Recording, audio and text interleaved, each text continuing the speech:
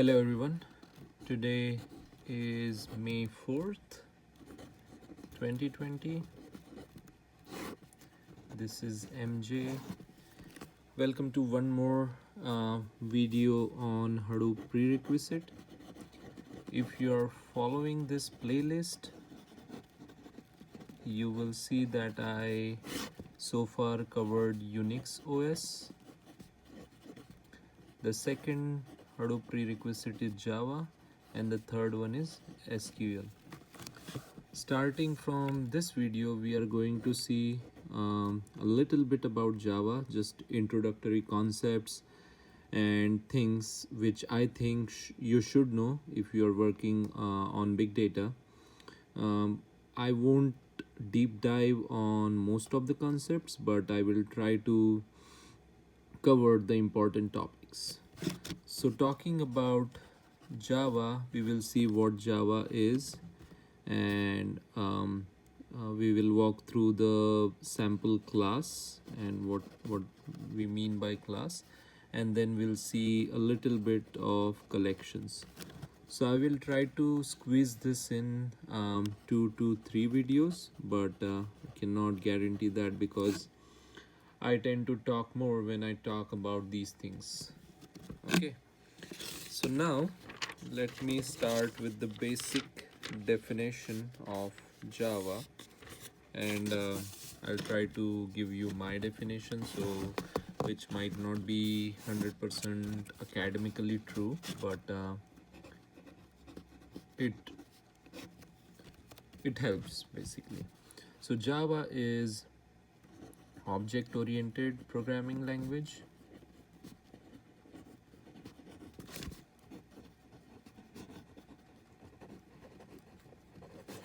And what I mean by that is whatever we do in Java is in terms of object. An object is known as an instance of a class. Now, what do you mean by class? So class is a type of specification or categorization of a physical object. So to give you an example and explain the difference between a class and an object, so if you take fruit, then your fruit will become the class. Whereas if you talk about mango, since it's mango season, mango is object of class fruit.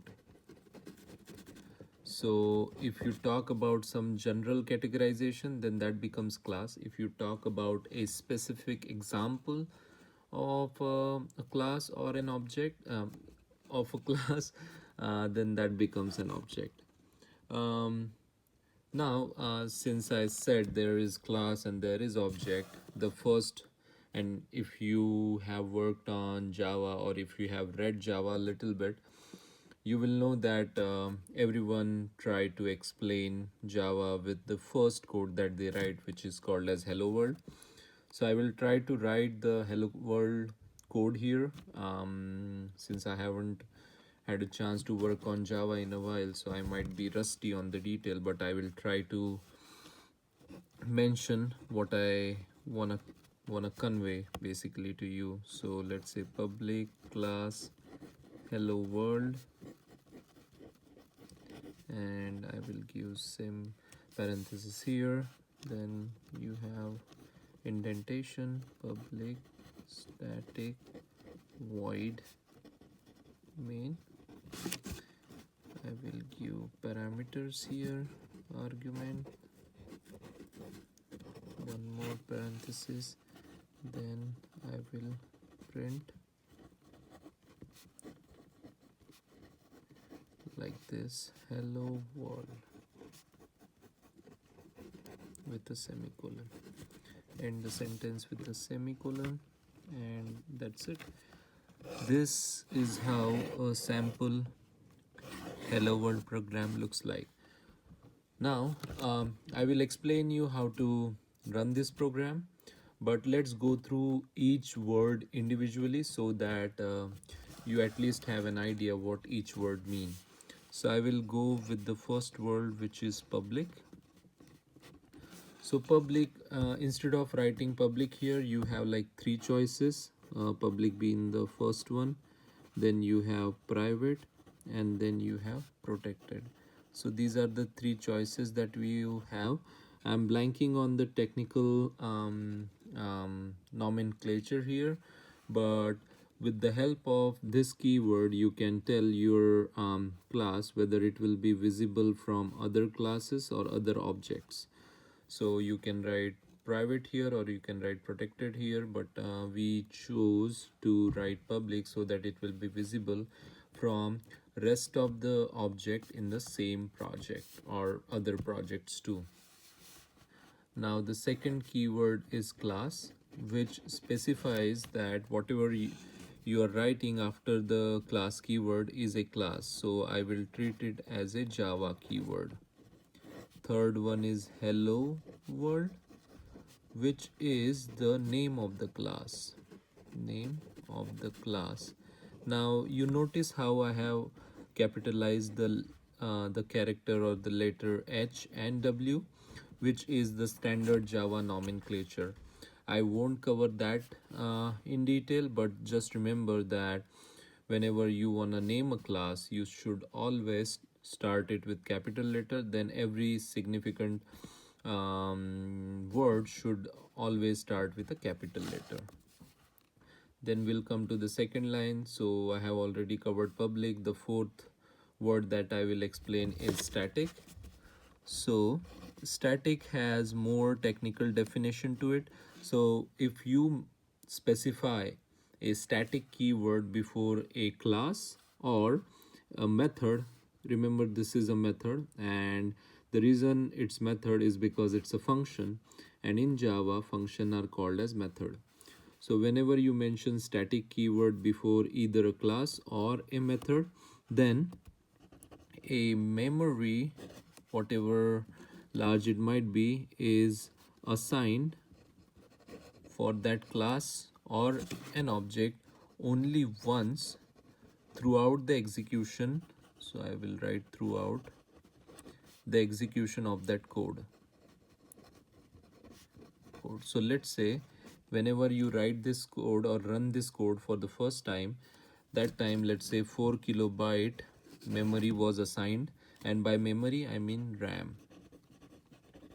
So 4 kilobyte of memory was assigned to this code. Now if you run it next time, then same 4 kilobytes of memory will be used to run the same code.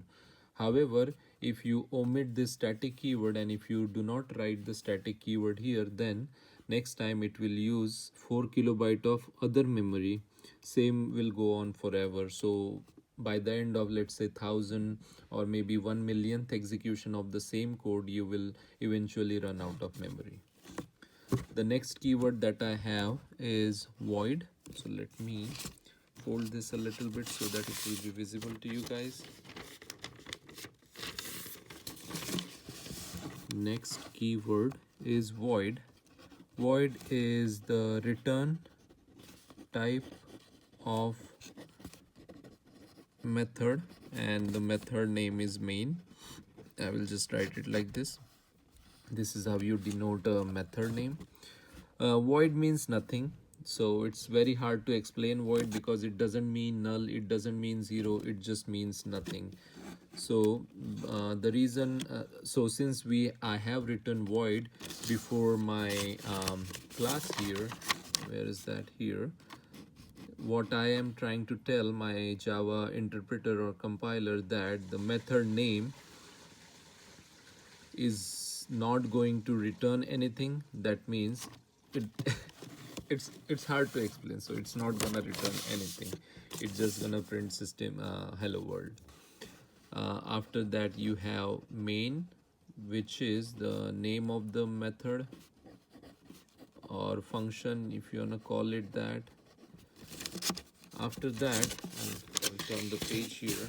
So after that, the seventh keyword that I have is string, which is the data type of a parameter, and by parameter I mean args, which is the string parameter that you are passing. I'm talking about this string parameter that you are passing inside the main method. So arg, if you notice, it's with the square bracket. That means it's an array data type, but it's array of string because it was preceded with string. Now after the parenthesis you see this system.out.println and hello world. So system is a Java defined standard class. As soon as you installed Java, it comes directly built inside that. Out is an object inside that Java class, and println is the method which is written inside this object. So you are actually executing println method, but you cannot directly use it, so you have to use the object inside which that method is encapsulated, and you have to use the class in which that object resides. And hopefully I was able to cover everything. Let me see. We went through public, class, hello world, public static void main string argument, system.out.println. One thing I would like to mention here is all the lines or every sentence in a Java code is finished with a semicolon. And then you have starting and ending parenthesis here for the main method, and starting and end parameter here for the hello world class. So now the way you run this so once you write this code, you should save it as whatever the name of your class is. This is the recommended so let's say this is your Java file, right? This is the file that we wrote here. This is, oops, let me fold it again. So let's say this is my java file. Java file. Now, once you have this Java file, you have to convert this Java file to a machine code, or also known as bytecode.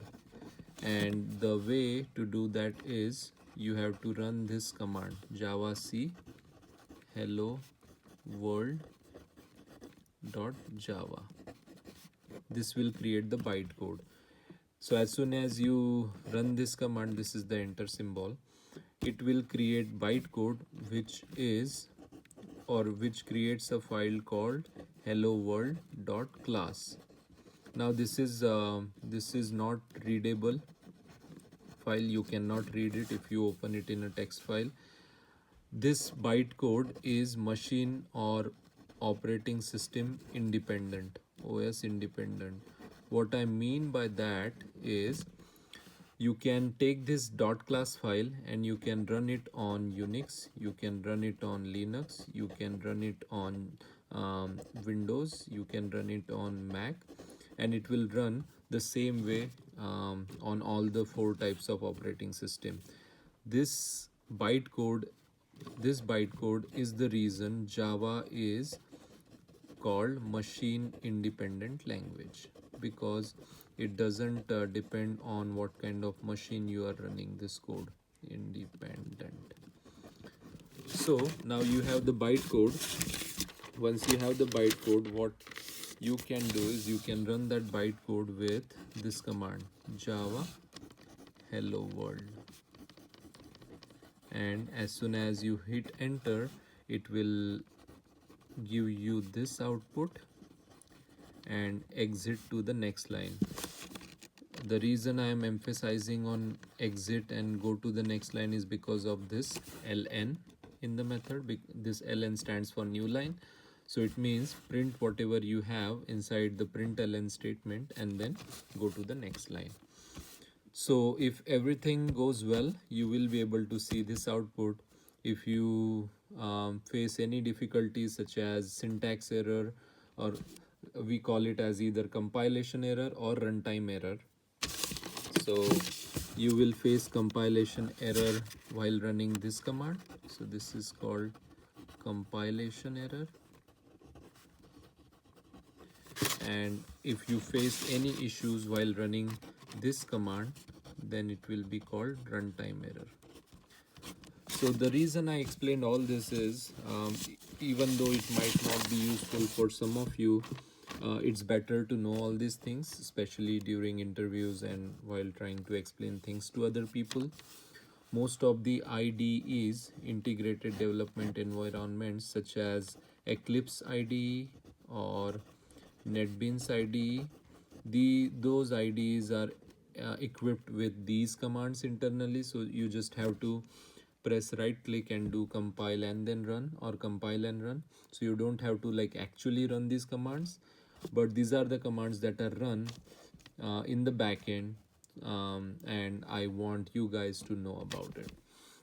So to recap, we saw what is Java and we went through the basic structure of a Java, sample hello world class.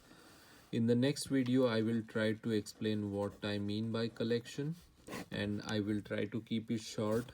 I know when I talk about these things, I go a little bit into details, so I'll try to keep it a little bit crisp, at the same time not making sure not to miss anything.